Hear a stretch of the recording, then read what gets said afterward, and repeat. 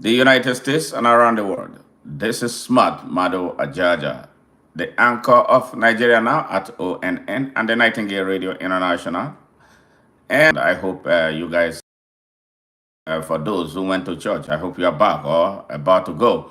Yes, this is a scheduled program for today, and I encourage you to join and share this broadcast and invite more friends and be ready to comment, ask questions that we are ready to answer. So we are on TikTok right now, we are on YouTube and on Facebook, and we welcome you to this epic broadcast. And it promises to be explosive. Bring your questions, and it's all about Nigeria, the country we love so much.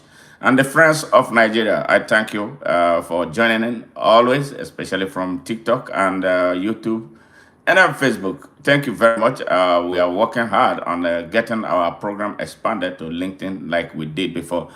So the world we hear what is taking place in Nigeria, and the issue we are talking about today is about the humongous donation to the Obafemi Awolowo University. Yes, the humongous donation of 1 billion naira. That's still a lot of money, even if the Nigerian currency has become tissue paper. But it's still a lot of money. Yes. Yes, that amount of money was donated by someone who has no known business. We don't know where her business is. We don't know the location of her business. We are not aware that she has a business that has a capital base of up to 1 billion naira, and for her to be donating that kind of amount of money at a time millions of Nigerians go to sleep on empty stomach. Is that fair for a country? Is that fair to the people? Is that fair to the infrastructures? Is that fair to the darkness in Nigeria? Is that fair to the economy of Nigeria? So these are the questions we'll be expecting to hear from you. And the person we are talking about is no other person than the wife of the rogue president of Nigeria, Remi Tinubu. Yes. You know, when they came, they forced their way. There was an election held on February 25th, 2023. They did not win that election. The election was going everywhere against them. So they brought in the army, they brought in the thugs, they got the judiciary ready to carry out this plan to the end. The traditional rulers were involved, always corrupt. They had their hands full. And a day to that election, the chairman of the Independent National Electoral Commission, Mr. Mahmoud Yakubu, was visibly at their place partying. A private jet belonging to the rogue president, Mr. Bola Ahmed Tinubu, was dispatched to Abuja to ferry him to their home in Lagos. They had an all-night party, brazenly, yes, that all Nigerians watched, before this hatchet plan was carried out. And they did it. It was a coup. It wasn't an election. The international monitoring agencies, led by Imperial European monitoring agencies, were there. And they resoundingly condemned the election and the processes leading to it. But typically, that is all that they do. And we were expecting them to rise up to join the people of Nigeria who were opposed to the outcome, looking at the brazen way it was conducted. But no, we didn't hear anything. Then on day one, yes, and prior to that, they started working with thugs, harassing Nigerians. The military was deployed to forestall any reaction by Nigerians, and the DSS was dispatched. In fact, the entire security outfit of Nigeria was at play. They were part of what happened to their country. And these citizens who did this forget to understand or forget to know, I don't know, it's deliberate that they were Nigerians too, with basic human rights and the rights to the citizenship of Nigeria. But they turned their eyes elsewhere because they had been paid off to commit the harakiri against their fatherland and its future, not minding the consequences of their actions. Yes, specifically, yeah, one of the Achilles heels, the Sultan of Sokoto, yes, blackmailed Nigerians. He threatened Nigerians. He threatened Nigerians. I'm talking about Saad. Any person who knows him, sure, please share this message to us. This is where the disgust of some of us now against the traditional institution is stemming from. He went out there to threaten the people of Nigeria that nothing on earth, nobody could stop the inauguration of Bola Ahmed Tinubu. And you know why he did that? Perhaps they have been paid off. As usual, they are the Ghana must go traditional rulers we have in Nigeria. Yeah, you know why we say Ghana must go in the 80s, early 80s, when Buhari was president, military head of state of Nigeria, and there was an economic meltdown in Ghana at the time. A lot of Ghanaians came into Nigeria. A lot of them, they came. And then today, Buhari, very intolerant, who does not understand that Africans are Africans and their brothers and sisters. He created a program that led to Nigerian people arrogantly and driving Ghanaians out of Nigeria. The Ghanaians were not causing any problems. They were not stealing. They were not robbing people. But he ordered them back to their country. So that's where that Ghana must go thing. So they had a bag. They didn't have the type of traveling boxes that normal travelers will have. So they had a kind of bag that's the bag we now call Ghana must go. What a shame. Yes. But today now Nigerians are all over Ghana, almost taking over the country.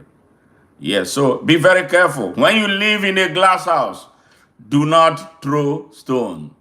When you live in a glass house, don't throw stone. Today, Nigeria has been reduced to what Ghana was in those early 80s. Nigerians are being chased around, not just only in Ghana, but across Africa and around the world.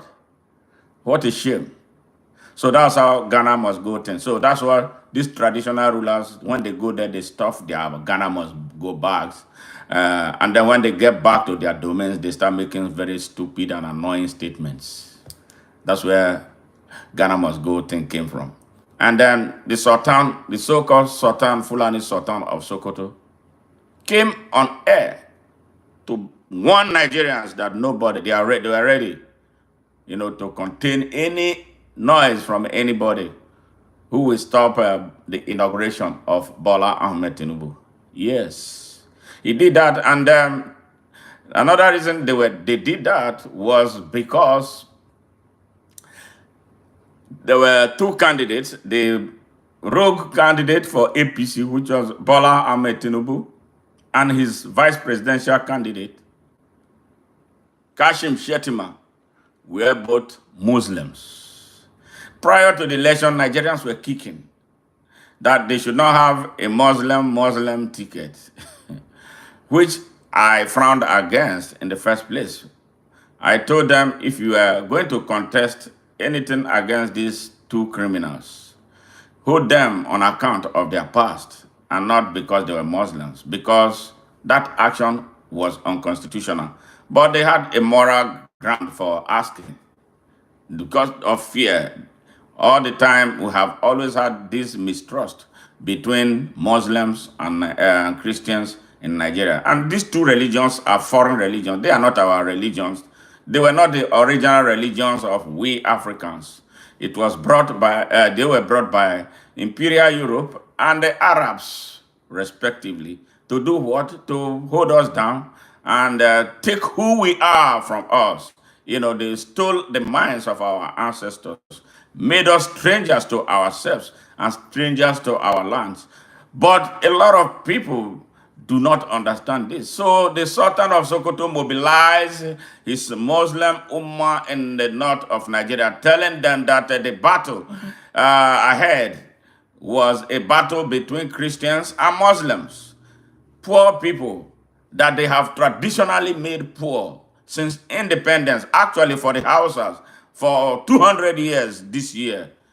220 years, they have been under the hammer of Osman Dan Fodio brand of Fulanis, who came with an economic jihad with nothing, absolutely nothing to do with the Almighty God or Allah, to seize the land that the Hausas owned, made them subjects of theirs, installed Fulani kings over them, killed all their kings and seized all their lands, and have since then made them with their whopping majority, yes, made them slaves to them. Only good for youths to win elections in Nigeria. Only good for them to inflate the population figure in the north of Nigeria to the disadvantage of the rest of Nigeria and to the detriment of the country as a whole. You can imagine how a country cannot organize a successful census. Nigeria has only had one census. That was the census of 1963, but it was rejected by them because they were exposed about inflating outcomes. Censuses are organized for strategic national planning, not for the competition or the rivalry between tribes and regions. This is a problem that Nigeria has had all of its life. We want a situation where we can correct this so Nigerians can be Nigerians everywhere. We have a Nigeria where people bring voters during election. They bring voters from Chad. They bring voters from Niger. They bring voters from Mali. They bring voters from Mauritania to influence electoral outcomes in Nigeria. We all know it. But is now we are suffering the consequences. That's how all the bandits and terrorists came into our country and now are doing everything they want to hijack the country. Hey, Sani, thank you very much. Thank you very much. Well, this is a background story about why Nigeria is stuck. Now, they destroyed all of the country's strategic institutions. They destroyed the country at all levels.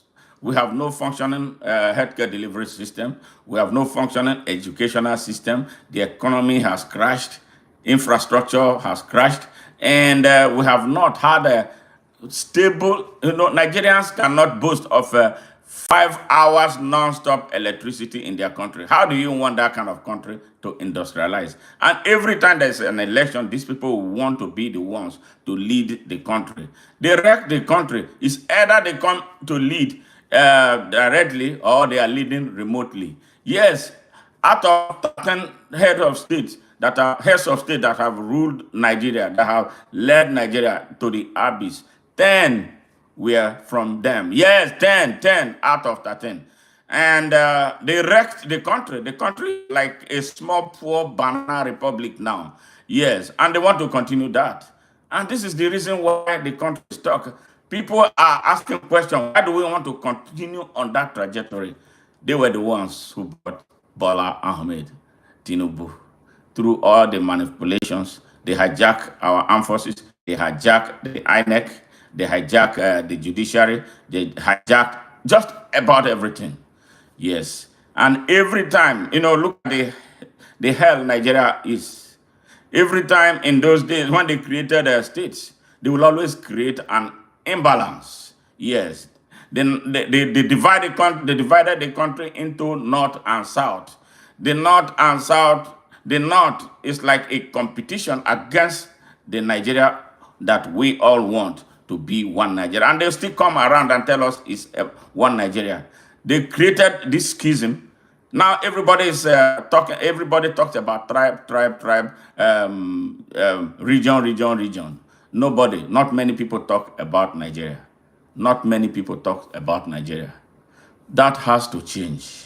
They were responsible for bringing Bola Ahmed Tinubu. They played the religious card. In fact, just a few days after they carried out what they did, Malam El Rufai, the ex-governor, criminal governor of Kaduna State, came on air in an 11-minute video recorded, well circulated around Nigeria, to, with the details about how they wanted to institutionalize political Islam at all levels in Nigeria, citing the people with whom they work together from the southwest of Nigeria who were Muslims and spies to tribalism to bring this criminal who was indicted in Nigeria and in the United States for drug dealing. Gary, Indiana State, where he was. He stayed in Illinois.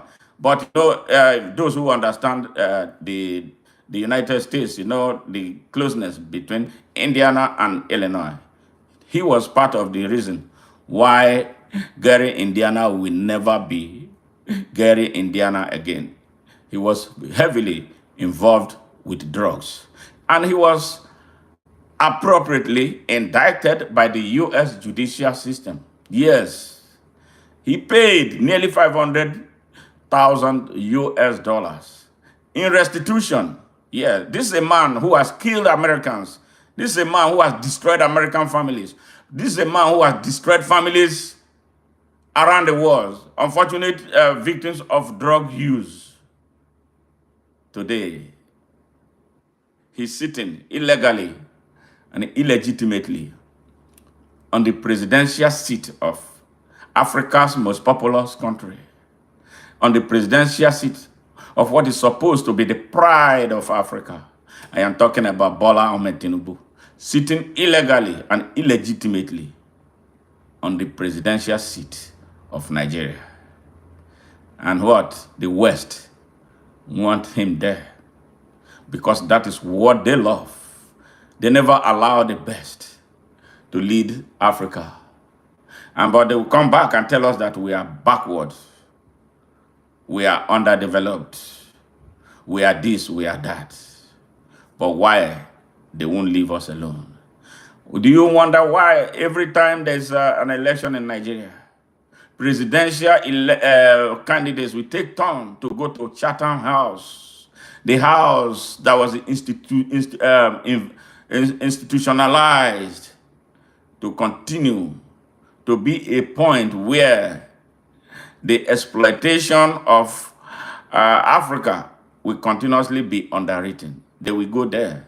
All the presidential candidates in the election for 2023 went there shamelessly to go and read their blueprints in a country that has nothing to do with Africa but exploitation.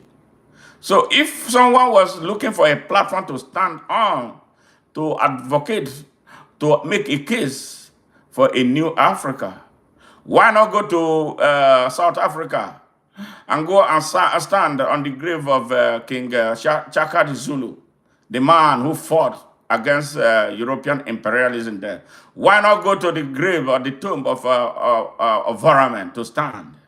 A man who had the British who held his ground until his kingdom was overpowered due to conspiracy from inside.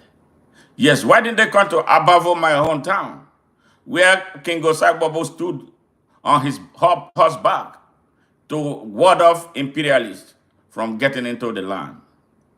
No, they are looking for something else. It has to be white in order to be validated. And this is why we are stuck.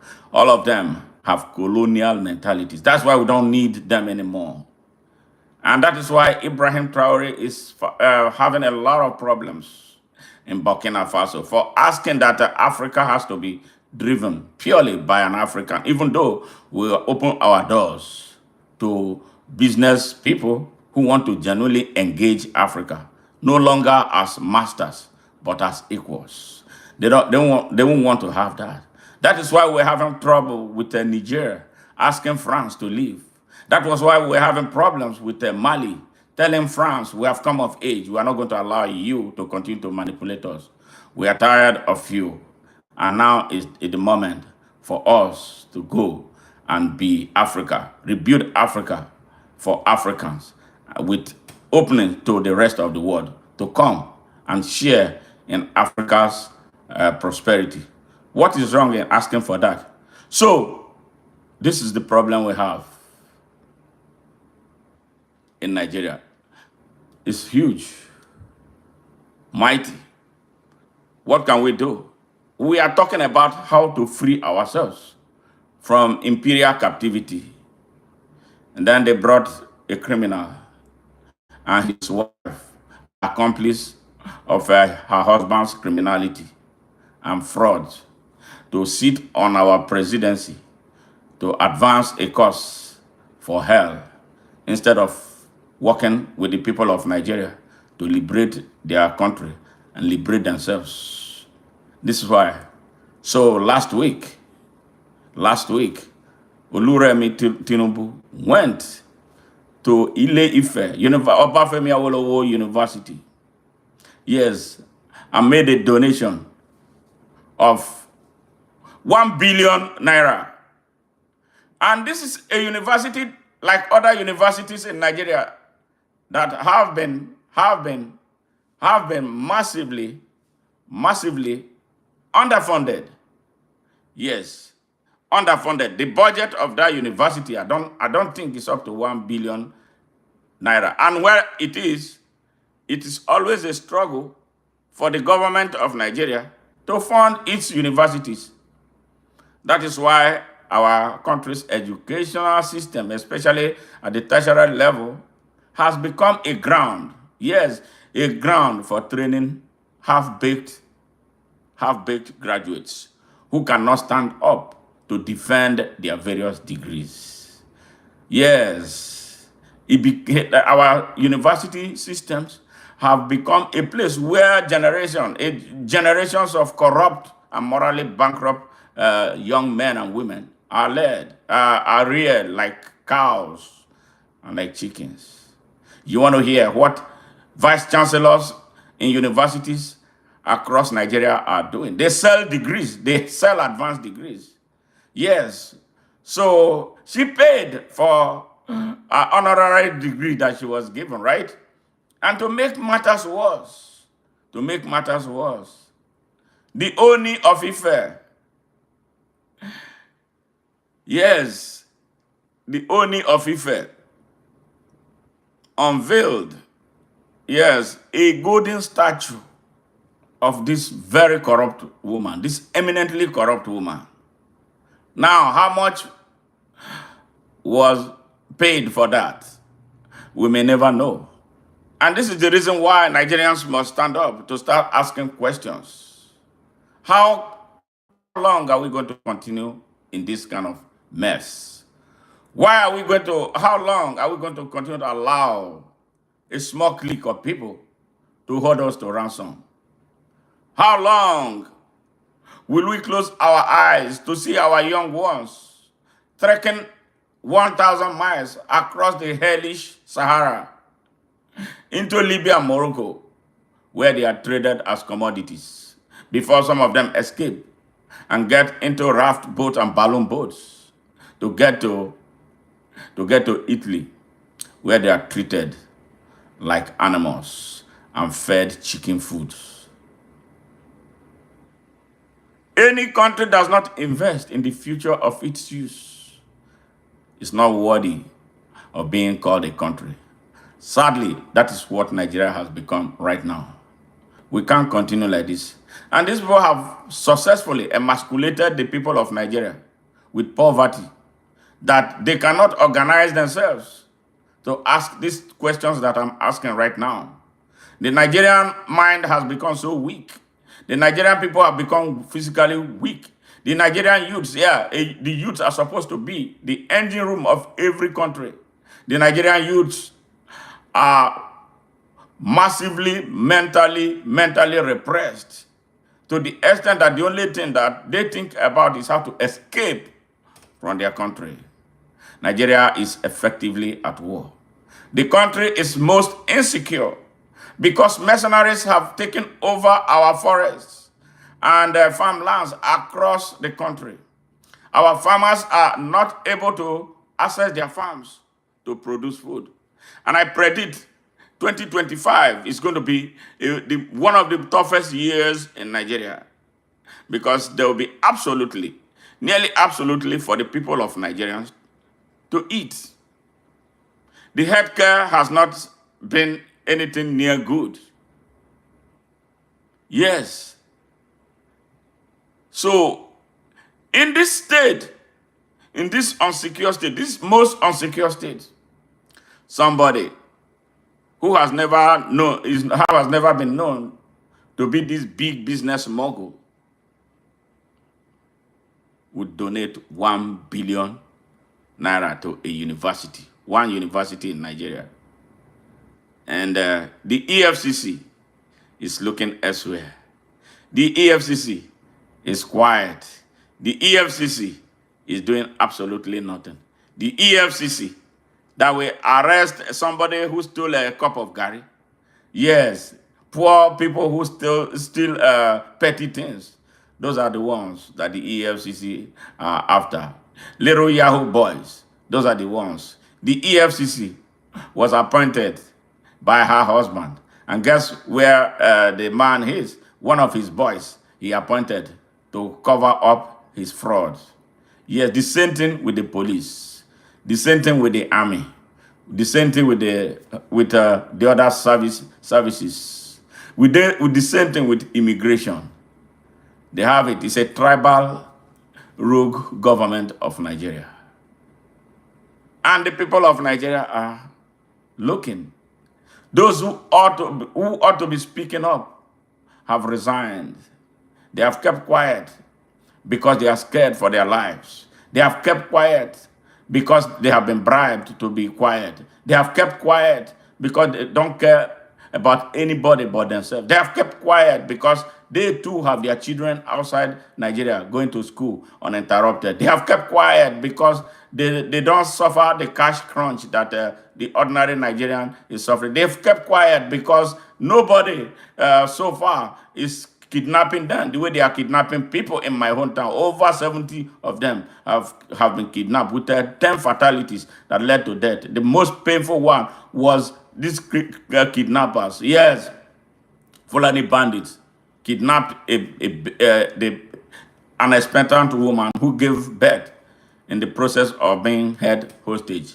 They threw her baby to a dog. In a country that has a police, in a country that has DSS that are now used to harm innocent and defenseless people and to harm people like me who speak up. Yes, a country that has an army that is supposed to be defending the country's territorial integrity, that is supposed to be defending the country's sovereignty. These foreigners from somewhere will come working closely with Fulani political elites, Osmadan Fodio Fulani political elites, who want to take the country by all means and at all costs. Since the country's amalgamation treaty expired in 2014, they are shooting up the country, so all of us will run and vacate the country for them. And that is exactly what they are doing. And they are succeeding in the north, in the east, in the west, and in the south. They are everywhere. Yes, they mean business. And this Bola Ahmed Tinubu, yes, who is a product of the conspiracy with these people who want to seize Nigeria violently, is quiet, doing absolutely nothing. And he wants to lead Nigeria. He came, the first thing he did was to buy a yacht. We are talking about buying a yacht. They bribed the National Assembly so they will have their way to do all the kind of crazy things that they have been doing. Now we are hearing that there is a university being established in his name, University of Language. What are we doing with language? What we are talking about insecurity in our country. We are talking about poverty. We are talking about people going to sleep on empty stomach. Some idiots, yes, in the National Assembly, acting his script are proposing a national university in his name for the study of Nigerian languages. Yes, those are the things that are of priority to them, not the people. They don't care about the people of Nigeria. So the people of Nigeria, we are concerned about the silence in our land. We are concerned about the silence of those who are supposed to be speaking up for us. We are concerned about the civil society that has gone to sleep. We are concerned about all well-meaning people. We are concerned. We are from a country where one man we monopolize the economy of our country. You see the situation that is going on with oil subsidy and petroleum. They destroyed all our country's 4 refineries to pave way for the emergence of one Dangote's refinery. And now he's enjoying the monopoly. Yeah, this is how they become Africa's and the world's richest men, off of fleecing the people and exploiting them blind. This is how bank owners in Nigeria will charge for every transaction. Every transaction in Nigeria makes will lead to exploitation. Every transaction. I have never seen a thing like that. Yeah. When you withdraw money, you pay a surcharge that is not explained. And they are all flying jets. Are we talking about the religious leaders? Oh my, especially the Christian ones, what they are doing with the people's money, telling them that they have to pay. If you don't pay tithe, you will not make heaven. They scare the shit out of our people. The ones that are Muslim are arming, misleading the people there, giving them AK-47 to shoot up their country. They make them think that Nigeria is at war. We can't continue this way. So the EFCC, we are asking you to investigate the source of the money that Oluremi Tinubu donated to the university, Obafemi Awolowo University in Ife, and also to find out the cost of the golden statue that the OONI of Ife gave to her. Oluremi Tinubu is not known to be one who has funded education or educational research in Nigeria. All the universities in Nigeria are all just, laying on their stomach with no infrastructure to support teaching and learning. Yes, so all of a sudden, we are seeing all this. We cannot take it. EFCC, do your work. And if you don't do your work, Nigerians will not take you seriously anymore. So this is the ordeal the people of Nigeria are going through right now. We need help. We need Nigerians who wake up. We need Nigerians who wake up and start asking questions. I've told you, they set up a civil society of their own. Yeah, a pseudo-manipulated civil society who will create false protests for them, like they did the sham they created, yes, before October. And then after they came back, they said that they had another 10 days. Where did the protest last ended? Where did it end? It ended at nothing, because it wasn't a protest of the people of Nigeria. It was a pseudo-manipulated protest. And they achieved their objective of demoralizing the people of Nigeria to want to come out to ask questions. My people have, resigned to fate. Now they are waiting for the Almighty God to take control. That's what they say. And that because the country is divided, disjointed along ethnic and religious lines. So we are quick to defend criminals who come from the same place as we. Yeah, the Yorubas, for the most part, with the exception of some good Yorubas, we line behind him. Then we want him to be there, even if the whole of Nigeria is dying, because he's from their tribe. The same thing the Fulanis have been doing. Yes, the same thing the Fulanis have been doing. Yeah, the same thing that some people from my Niger Delta did when Jonathan Goodluck was president for 6 years. The only people that have not been tested are the Igbos. The Igbos have been shut out of Nigeria. They are treated as aliens to Nigeria. But I believe that they have a better management acumen than the rest of Nigeria, looking at how they run the operations in their places. With the exception of some criminals from there, their political elites, Igbo politicians are very dubious. For the most, they will see their people dying and they look elsewhere.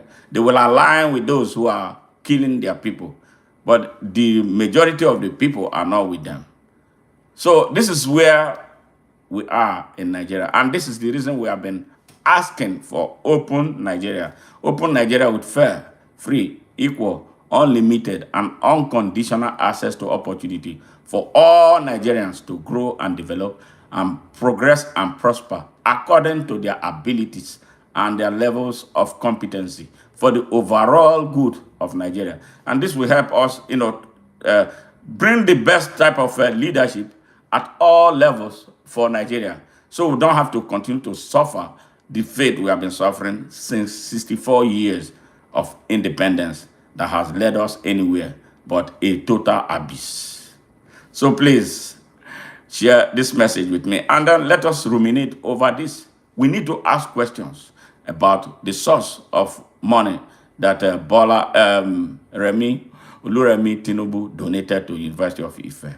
We need to hold them to account because it is our constitutional obligation to defend our country and not keep quiet when a few people are destroying it. It's like somebody killing your mom and then you are looking elsewhere because you want to be what? You can't defend your mother and you will suffer. Your children will suffer. Our future will suffer from our conspiracy of silence. Nigerians, rise up and do what you need to do to set your country free. Goodbye for now.